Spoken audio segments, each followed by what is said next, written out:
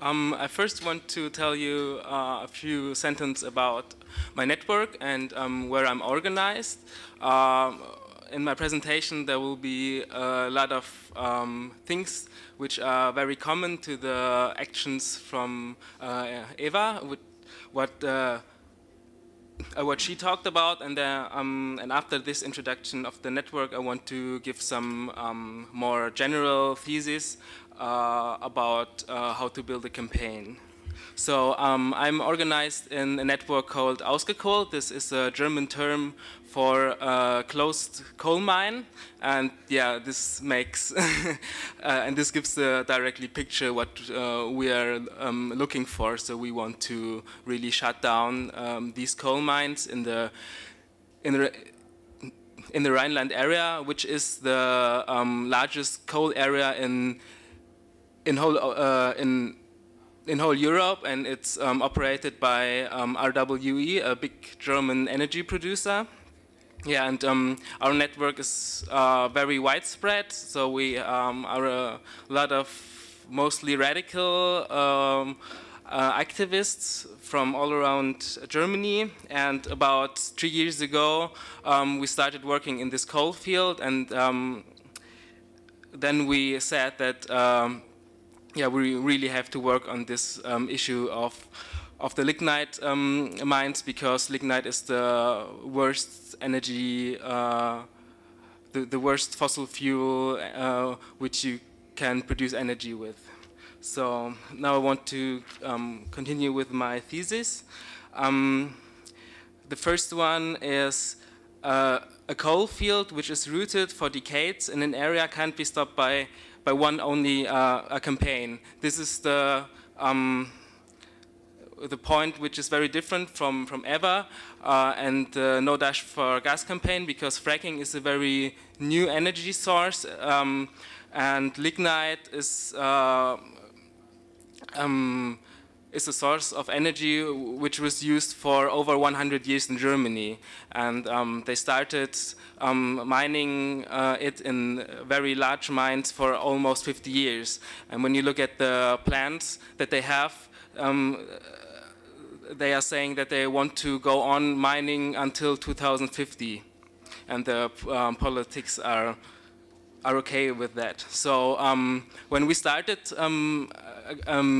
taking action against lignite mining, it was clear for us that it will be not only one campaign who can stop all this structure, because yeah, it's a whole region, and all this region is focused on the lignite coal. And from the beginning on, yeah, we were just a very few activists, and we also organized a lot of climate camps every year, and we are doubling the numbers of activists coming there every year. So our last camp was with about 700 people. So if we go on, I think maybe in a few years we can stop this mine, but we really have to keep on working on this issue. So my second thesis is that a movement against coal has to be directly there where the dirty energy comes from. As Ewa was saying, that they are also going there where they are planning to frack. We're also in this coal field, and our action camps are also next to this whole infrastructure.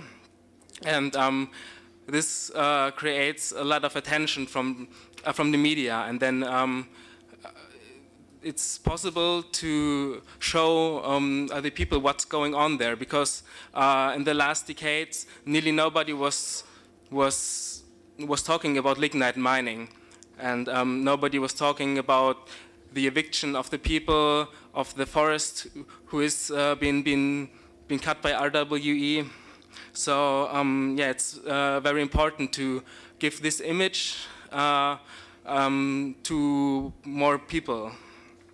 And the other thing is that it's also, I think, important to give some visual experience where activists or people can see where climate change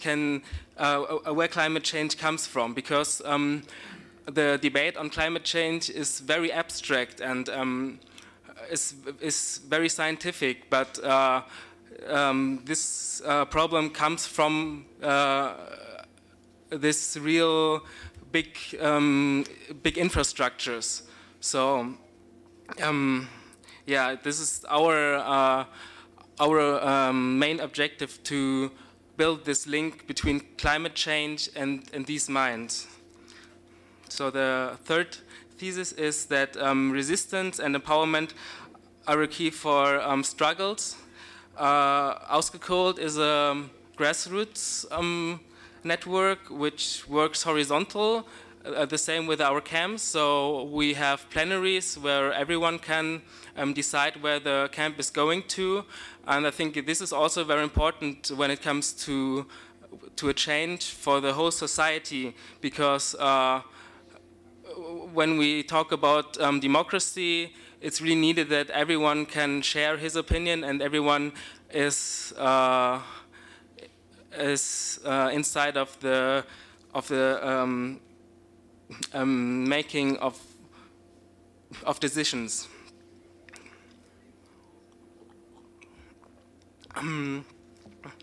Yeah, and with these kind of structures, we want to empower people and to really participate in our struggle, not only to tell them, yeah, you should do this or that and you have to read this.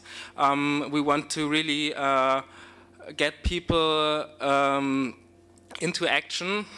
And with this action, I mean also direct actions, like Ewa told. So in our climate camps, we used to block coal trains, which is very effective because a coal power plant cannot last very long without coal. So this is also a point where people can really get power from, because then you have the feeling that you can really stop a power plant, and not with just saying, yeah, please stop the power plant, and nothing is happening.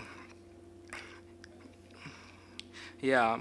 The next thesis and the last one is about our demands, because we are demanding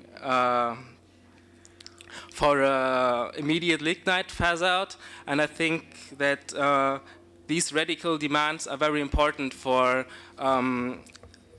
big movements, because that's what we learned from the anti-nuclear movement in Germany, which was very big in the last years, and I think you've heard that now the time of nuclear energy stopped in Germany, and they also started with a demand that you should stop nuclear energy now, and not just in 5 years, 10 years, or even 50 years.